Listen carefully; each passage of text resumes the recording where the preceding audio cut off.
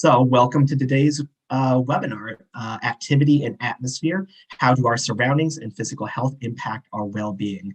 This is just continuing conversations that have taken place in April around our physical health, as well as our environmental vitality, going with our Spring into Vitality conversations. I'm gonna drop the link to that so that you can check it out at your leisure. There we go. So that is something that will be happening. It started in March and will be going through June. And the domains of physical vitality and environmental vitality are kind of the core of April. So I am Andrew Hitchcock. I am the Marketing and Communications Coordinator here at Be Strong Families. I'm also the webinar tech support most of the time, loving just the opportunity to have this conversation with my co-host, Jennifer. Yeah, and I'm Jennifer Johnson. I'm executive assistant for our Chief Program Officer, Alexander James Okochi, and our Director of Training, Robin Harvey, here at Be Strong Families. So I'm very excited to co-host this with Andrew today. Perfect. All right, well, let's get started. And first, we just want to go over the tools for today. We said physical vitality and environmental vitality. What do we mean by that?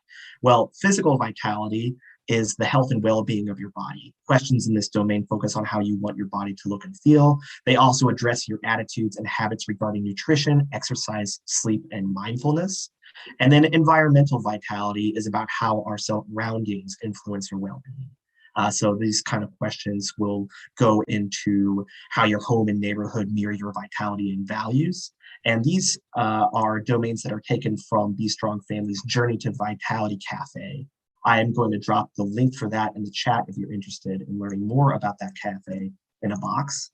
But I found that these domains, what are they? Physical, mental, emotional, spiritual, financial, environmental, and social. Those have really been an important way for me to think about my own health. So I'm glad to have this conversation. And let's see. I think we're ready for the first question. Yeah, let's go to the first question. Perfect. So our first question that we're going to be talking about today, think of a time when you felt really good physically. What was going on?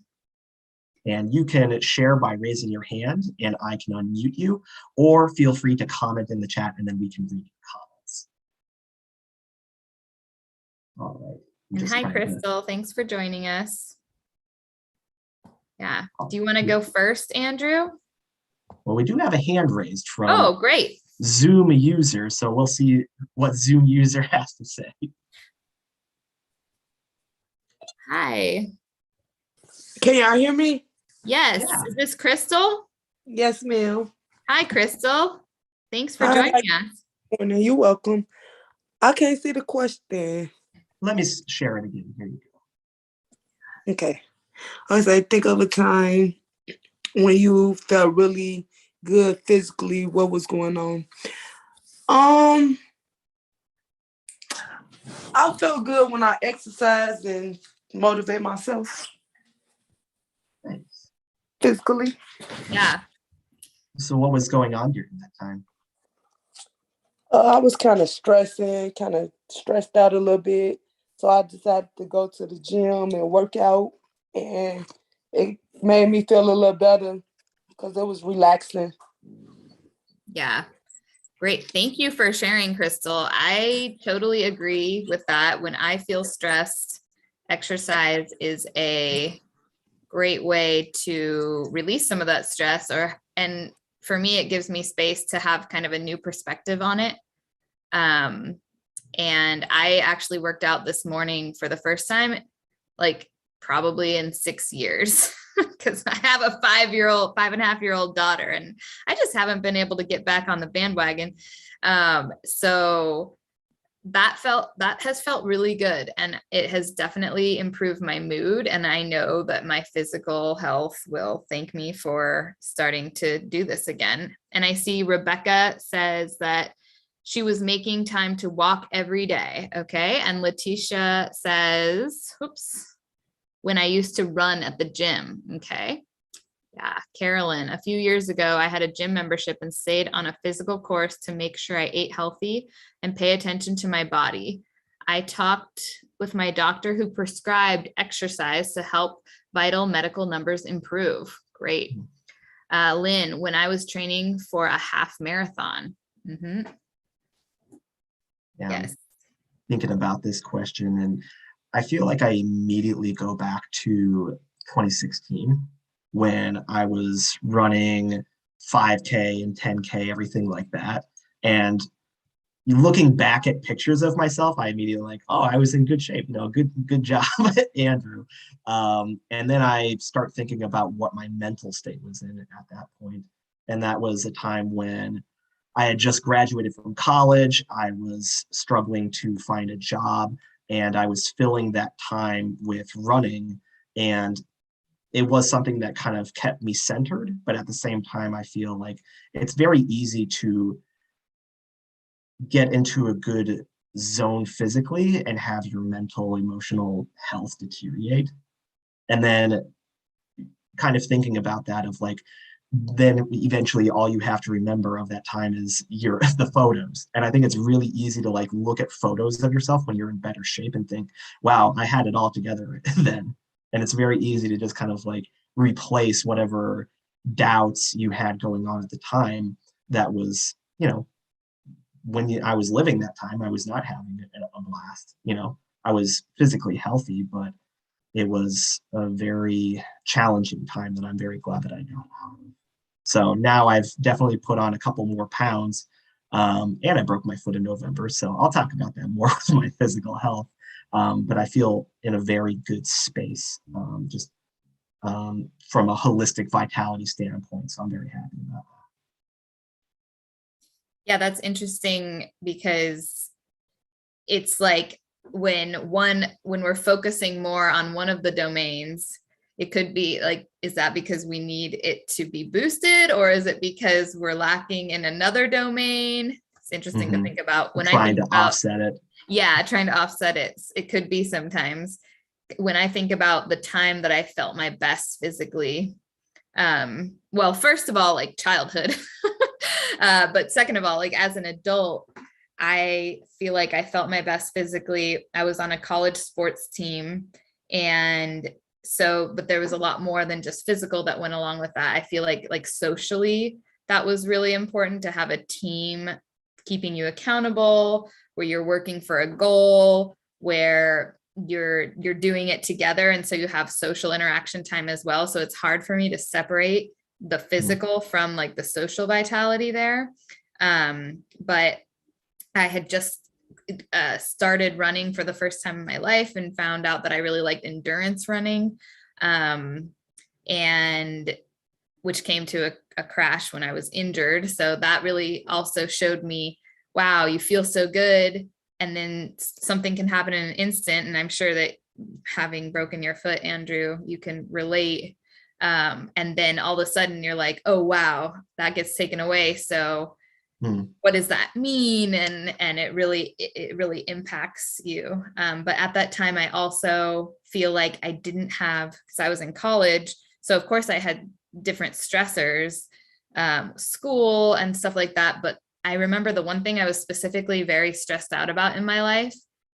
In hindsight, it wasn't, it was a big deal then, and I'm not trying to make it any less, but in hindsight, it was way less of a big deal than some other stressful things that happened later in my life.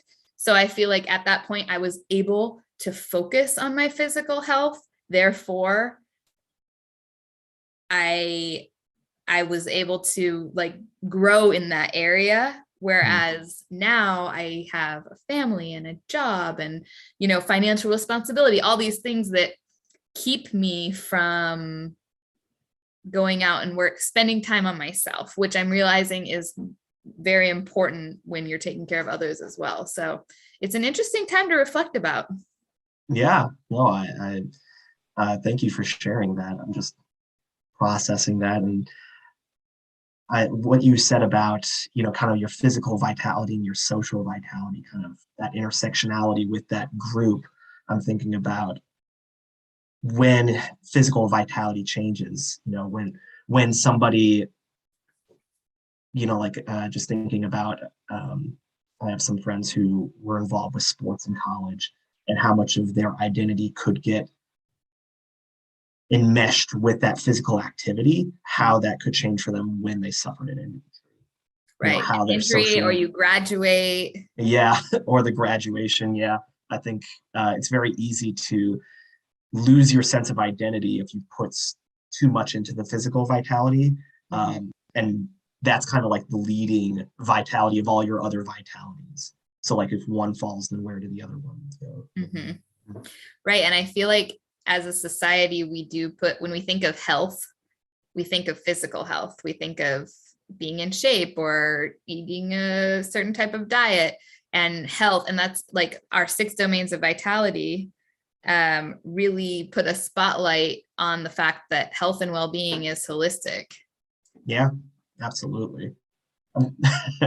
I'm thinking about when I was talking about like 2016 and like how I thought I was in such good shape. I'm thinking about the fact of like, was I, like when I was taking pictures of myself, I was being very intentional about like, I think the angle at times. So then when I'm looking at it later, I was like, dang, I looked so good. And then I see a photo later, like somebody took of me and I was like, I don't look that different.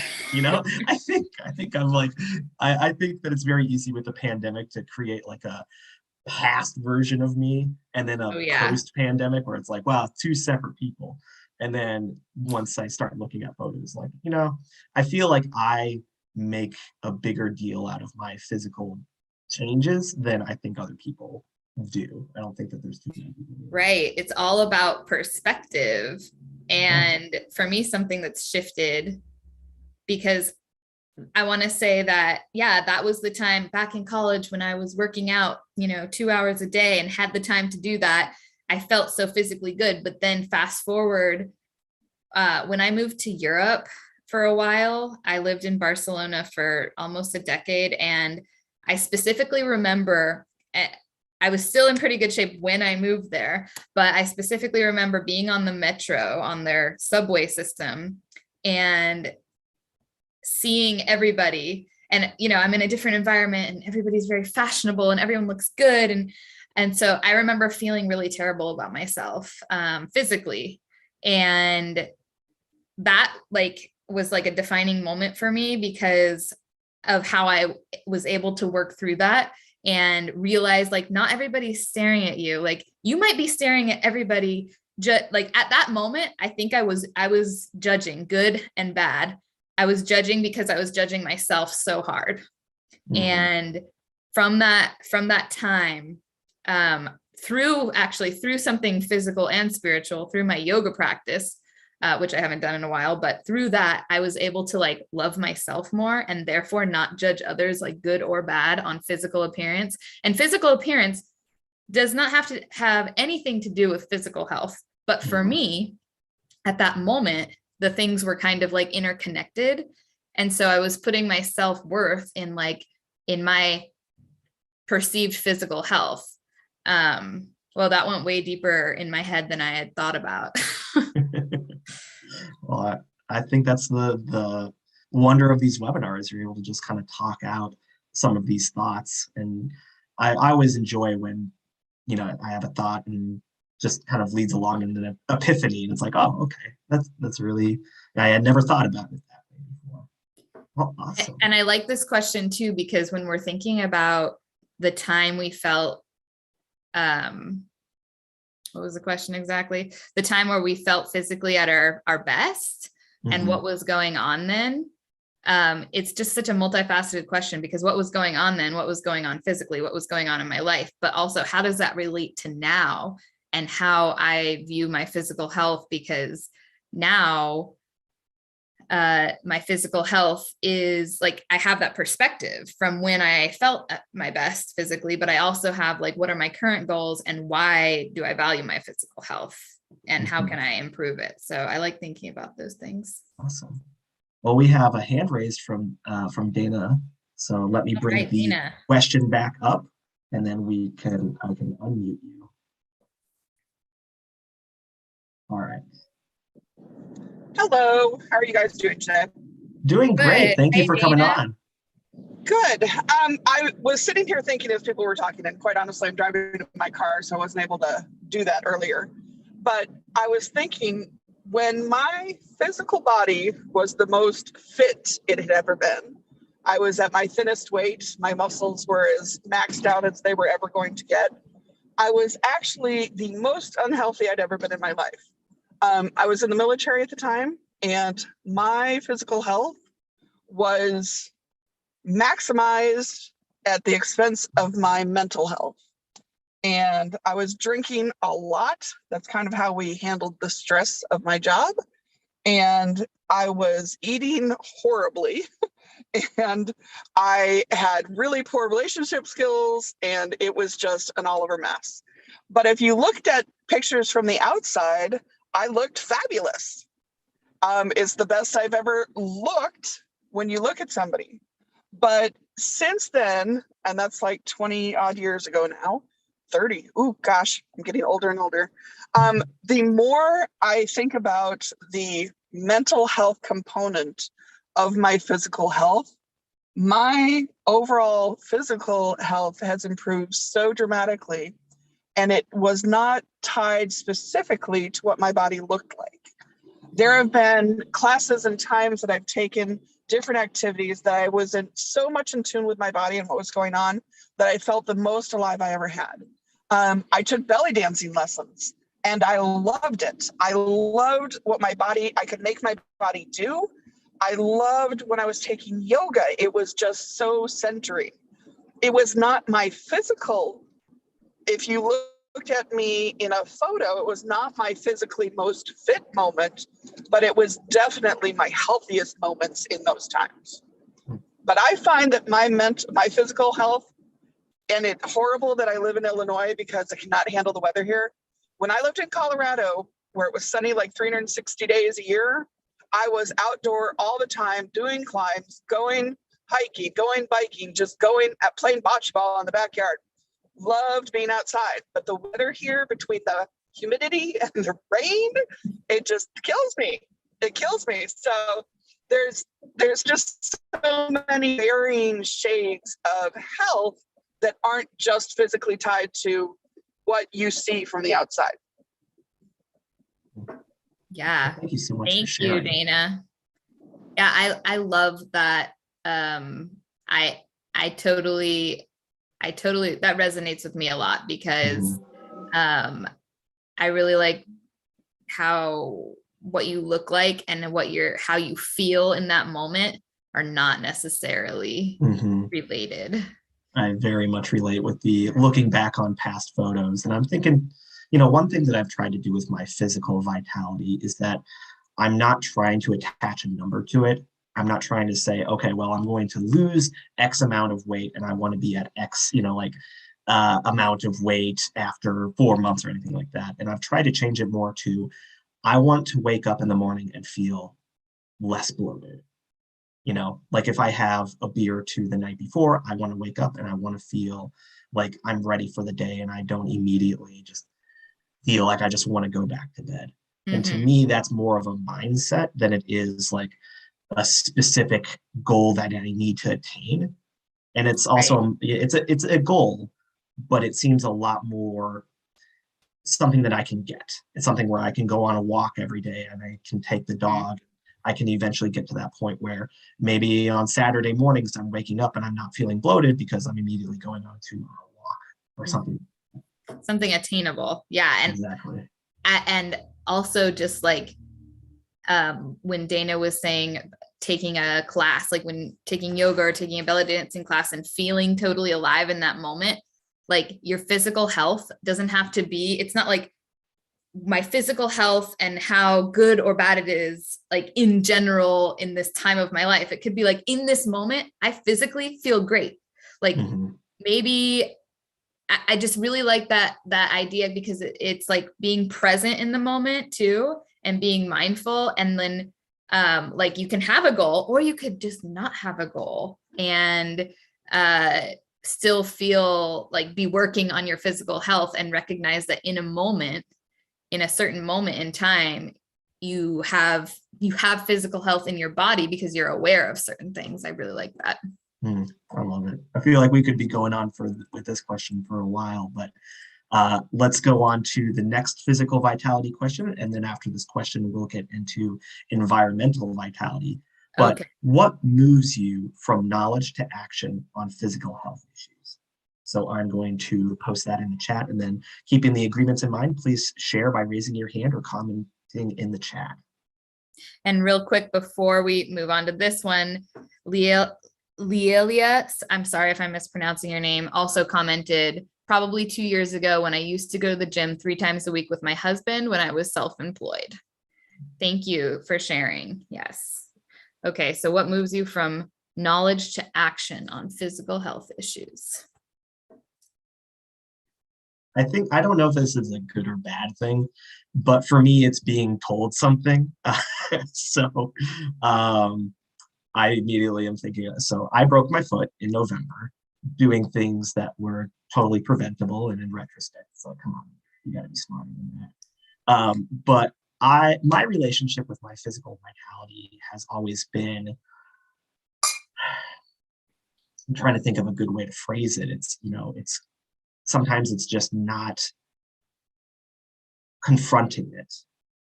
A lot of times when I was sick in the past, like I would just be like, okay, well, I'll just power through it and I'll just be okay. I'm assuming it's just a cold or something like that. And I think, partially because of the financial vitality of my family growing up, my physical vitality was at a point where I just didn't want to acknowledge when things needed to cost a little money.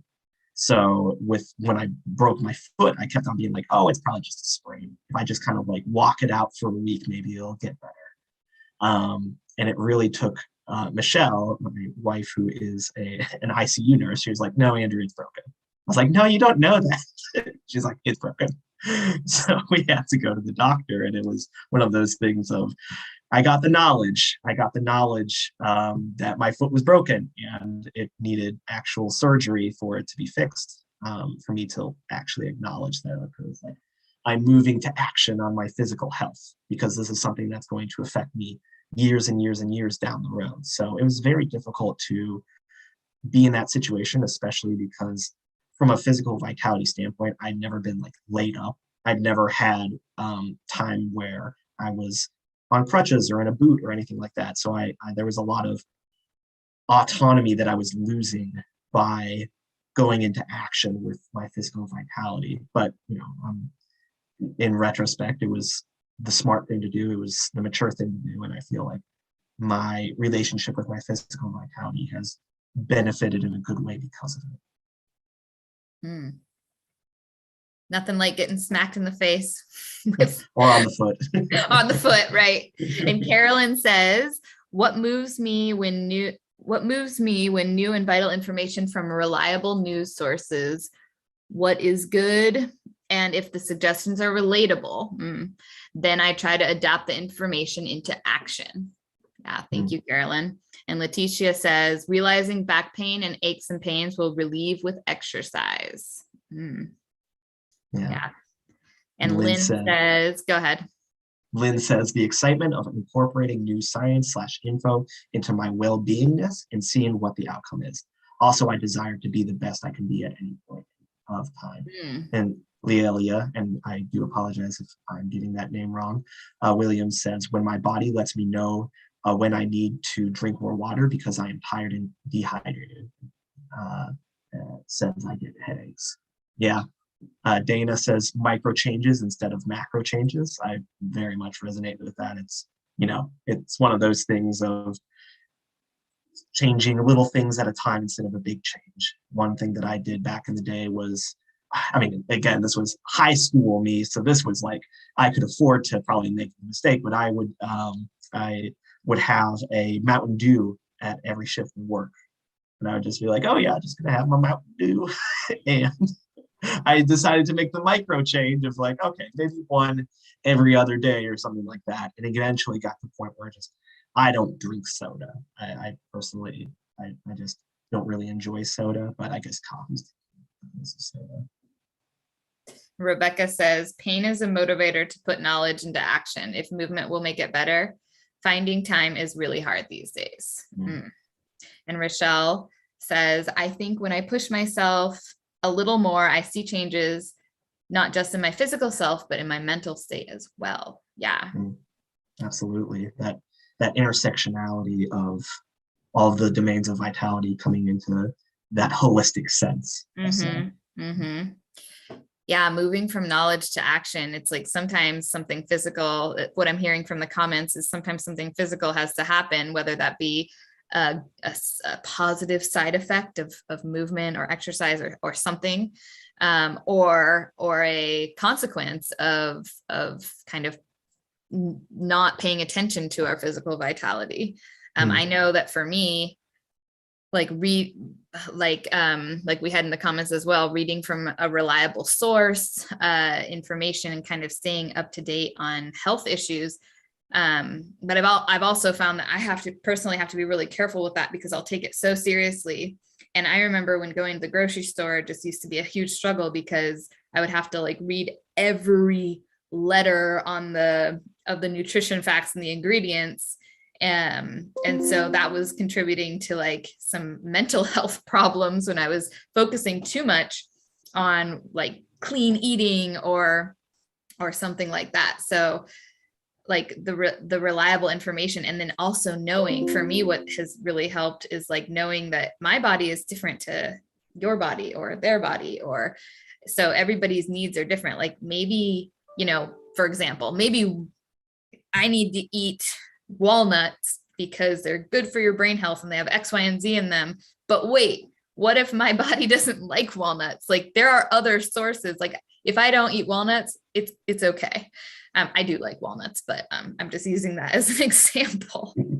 But the knowledge to action, that's like, I remember when we were choosing this question, and it's such an important question because it's like, sometimes I feel like I ignore stuff for convenience. Like, ooh, I know that's bad for me, but I'm going to do it anyway because I'm going to have a good time this weekend. And I'm going to go to I'm going to take my kids to McDonald's for fun. And I'm not going to feel bad about it. But like 2 years ago, Jennifer would have never in my life done that.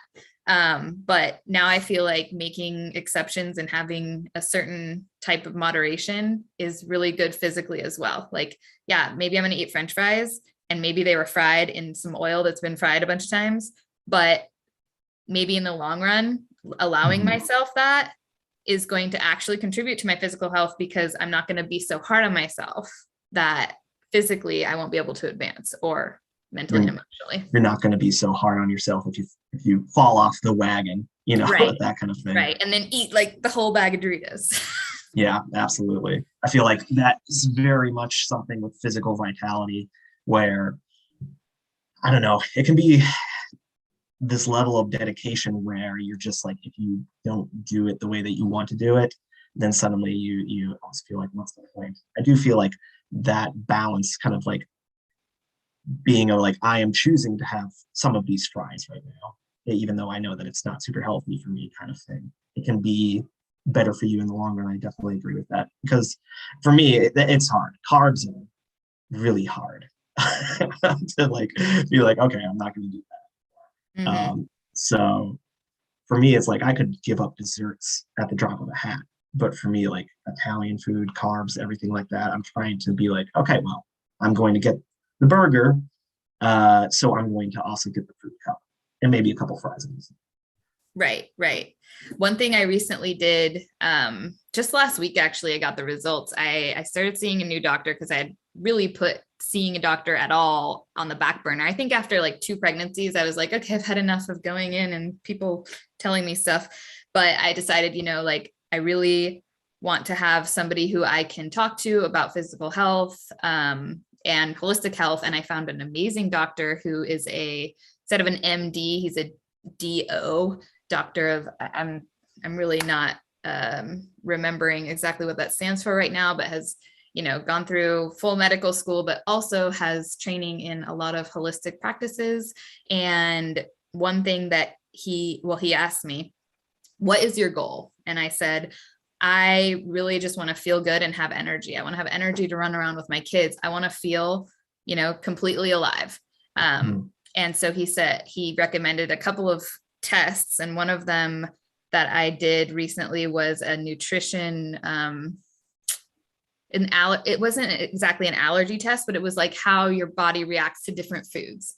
Mhm. And so I got the results and I found out like a couple of foods that I have small reaction to. I'm very luckily, and I kind of knew this because I'm not allergic to really anything. And I don't feel really giantly affected by certain foods, but I found out that I had a little bit of reactivity to certain things. And that was really insightful. And just, I feel like will help me, like that knowledge where they actually like took my physical blood and like did a test with it to see like, how does shrimp, how does dairy, how do different seasonings, for example. And so now I know like, hey, lay off on the cheese because it's not in your head. Your body actually doesn't process it as well as, you know, another source of those things. So some things I kind of knew, but seeing it on paper does help. Hearing it from your doctor does help. But also at the same time, making little changes and not like making all the changes or beating yourself up about it. I find that really helpful. Mm-hmm. I see. Is it doctor of osteopathic medicine? Yes. I see that as the DO. Yeah. Okay, gotcha.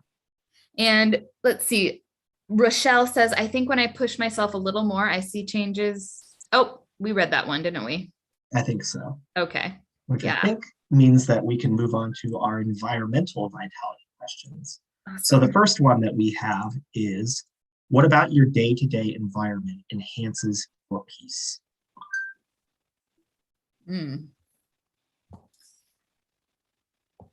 I like that dog in the picture.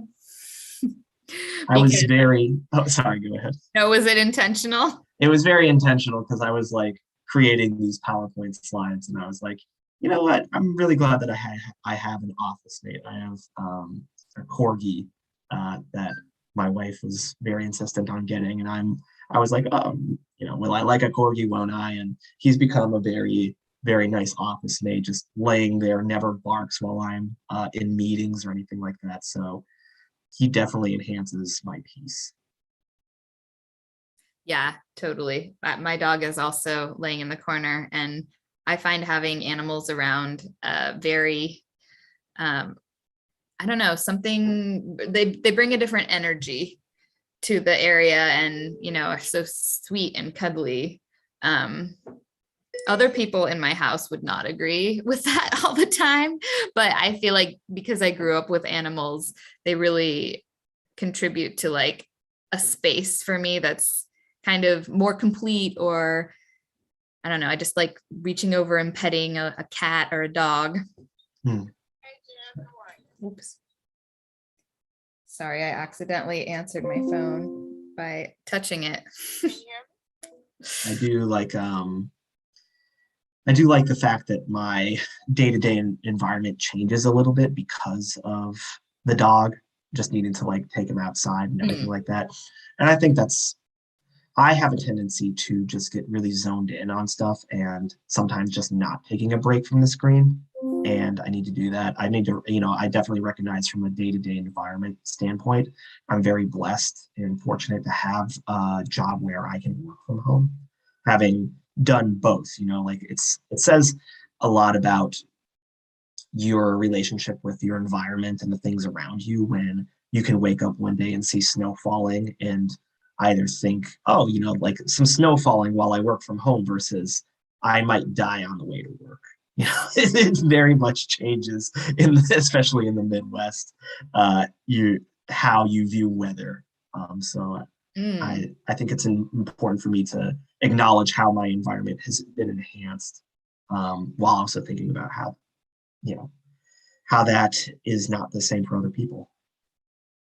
Yeah, I hadn't really thought about that because I just moved to the Midwest in July. So from California, where it didn't snow where I lived. And so, yeah, I really appreciate that too. And seeing the snowfall this winter it's so beautiful, and even more beautiful not having to go like scrape ice off my car and go somewhere.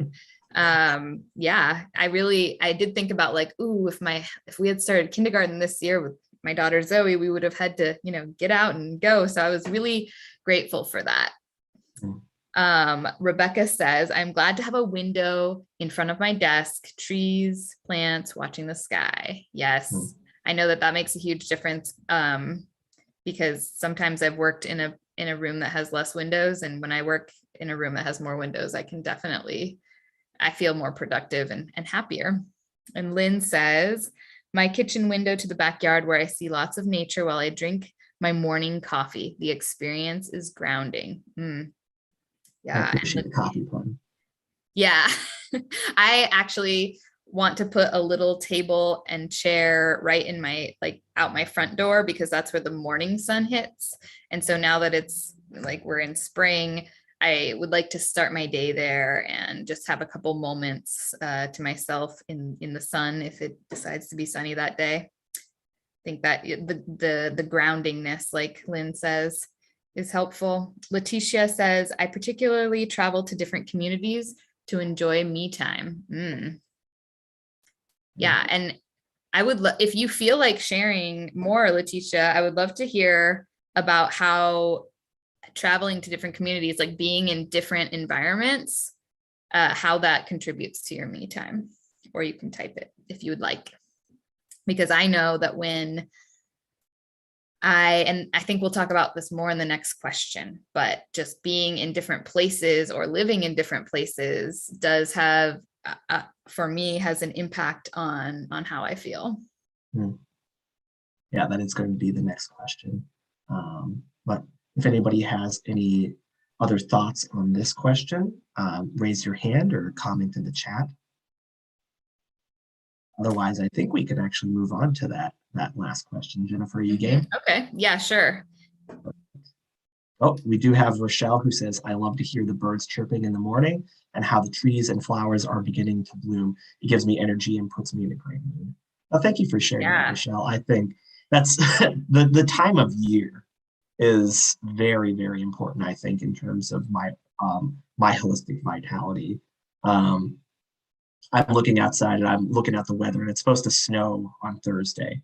And I think there's a lot in terms of my mental wellness that changes when I see snow on the calendar when it is April, and I know spring and summer around the corner versus it being November. Like the snow is more of just a harbinger of things to come as opposed to something on its way out. Right. And like the seasons changing, I feel like there's something really like deep or like visceral or very part of our nature that changing with the seasons. Like spring is renewing, but also, when it's winter and we can be inside and kind of conserve our energy, there's something about being part of that cycle that really, I don't know what the word is, but it's important for me. I know some people get bored talking about the weather, but I think you can, I like talking about the weather. It's a communal sense. We're all experiencing the weather together. So we get to have that kind of agreement on something. That's true. And Crystal, I believe Crystal says, rain puts me in a good, relaxing mood. Yeah, me too, Crystal.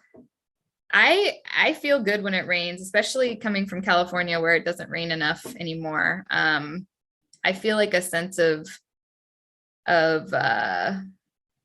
knowing that it's nourishing, like knowing that water is falling on plants and into the place where we get water. I like that. And it sounds nice.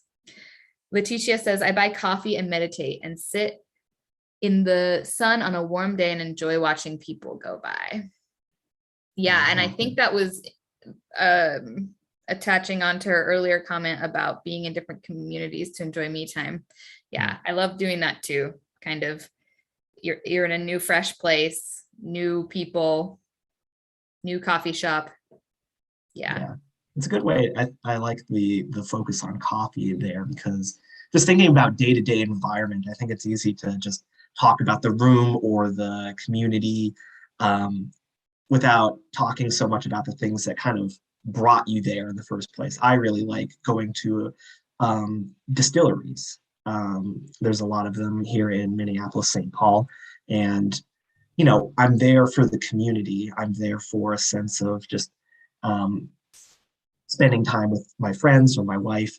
But the actual process of like getting a cocktail or something like that, that is why I was there in the first place. So I think, coffee is a really good way about doing that too. I used to be so elitist about my lack of coffee. I was like, I never had any coffee in college. And now in retrospect, I'm like, yeah, there was only so long that was going to last. All right, so we do have one final question, and I want to thank everyone for participating. I've really enjoyed today's conversation, but how does where you live influence your sense of self? This is something I have reflected on recently when I was talking to my sister on the phone. My sister has lived a couple of different places as well, and I have too. So I moved when I was little. We moved from one side, the East Coast, to the West Coast when I was about 10 years old. So I do have memories and like I remember experiences from the move and from living in different places and what that was like as a kid, and friends and stuff like that. And then later on in life, having moved a few times, having a few big moves. And I don't know if I've been okay with that because I had that move as a child and kind of had that experience to fall back on. But one thing I notice about myself is that my sense of self is really not dependent on, and this is, I think, not always true, but like something that is like more of an ideal or a goal, but like having home be really where I am. And so having certain constants that I can count on that are internal rather than external, because of course, and this is what this question is about, it's how our physical environment, our environment outside of us impacts ourselves. But there's something to be said, I think, about our internal environment that doesn't have to do with physical health or all that, the other domains, but just our physical environment of that kind of stability, that stable feeling of where I am is where I belong. And whether I live in Northern California, if I live in Central Illinois, if I live in a different country, there are things about myself that make me me that don't change with that and that are enhanced by being in different places. Well, thank you for sharing that. I definitely agree. Like I do really like the way that this question is phrased because it really gets you thinking about about yourself. For me, I do feel like there's that core element of myself that doesn't change too much from place to place because that's me, my personality. But I do think that I think it's important to put some sense of my identity into the places that I've been. I grew up in the country, and I always felt like my identity was kind of just not really in the country. It was one of those things where I was in a community where there were certain ideas or behaviors that one had to showcase in order to be like, well, I'm from the country kind of thing. And I'm very glad that I grew up in the country and had the experiences that I did. But I have found a sense of identity in the places that I've gone. And like now I live in Minneapolis, St. Paul, and I do feel a very strong sense of community here, in part because this is where a lot of my friends moved. This is where I met Michelle, and her family is very ingrained in the St. Paul community. And I also kind of recognize that my identity with the city is very specific to me. Other people are going to live in the city and they're going to have vastly different experiences and day-to-day interactions that change their relationship with this specific city, with this specific state.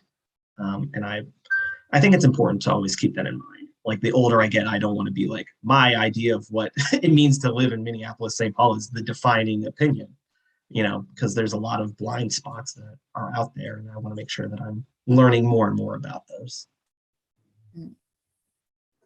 Thank you, Andrew.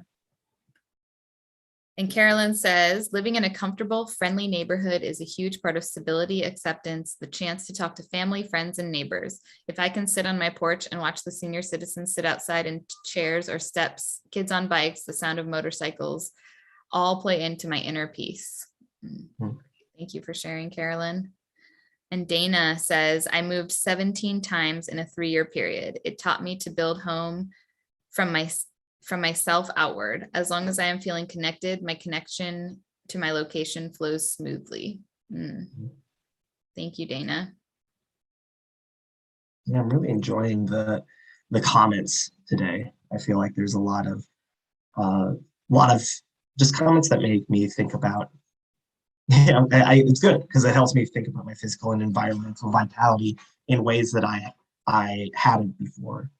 Thinking for myself of I grew up in a family that we never moved from, when I was born to when I graduated.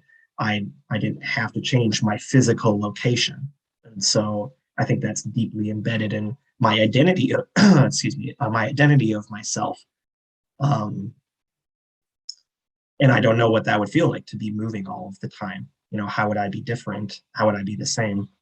It's just something where I don't really have an answer to it, but it is, I think, important to think on.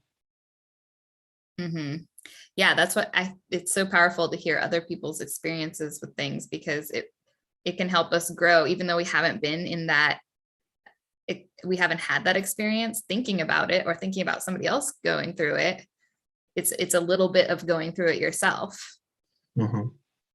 Absolutely.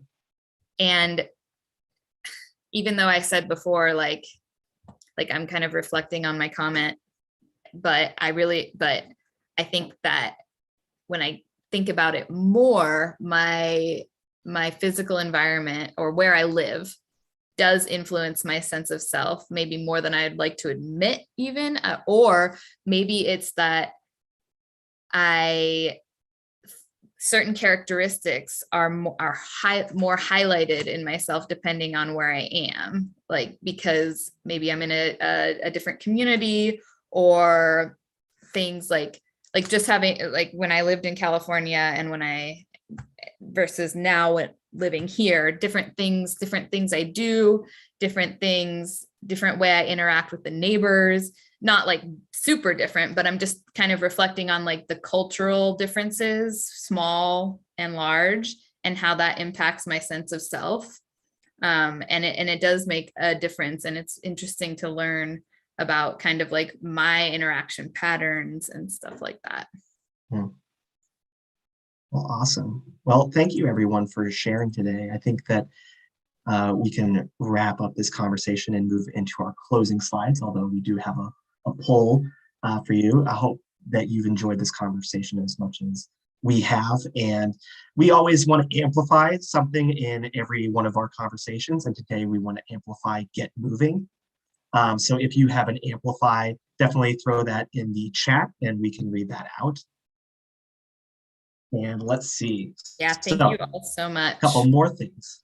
So join us as we spring into Vitality from now through June. Join us for a variety of fun events that will bring us together in the focus of community wellness and growth.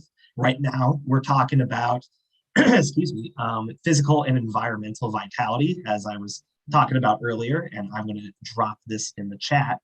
Let's see. Sorry, it's harder to be tech support when I'm talking too. So hope you can spring into Vitality with Be Strong Families. And then we've got upcoming webinars. So if you want to join us, we have a whole bunch of webinars coming up this week and next week. Jennifer says, Amplify, Vitality is connected. Thank you.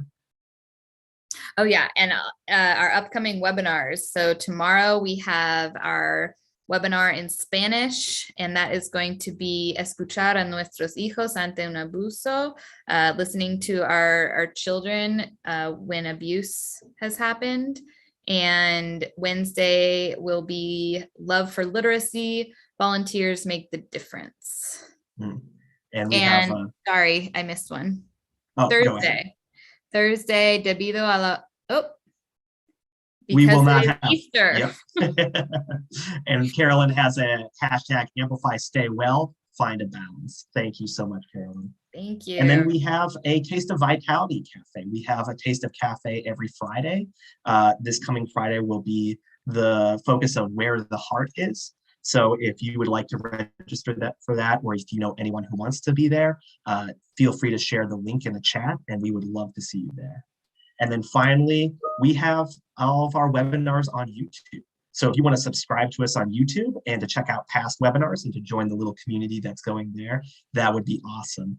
But thank you so much, everyone, for joining us today. I hope that you had as good of a time as I did, and I hope that you have a great rest of your day. Jennifer, anything that you want to say?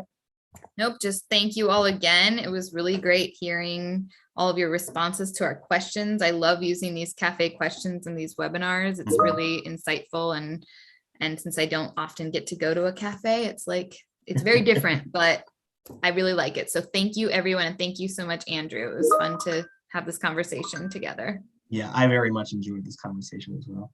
All right, everyone, we'll see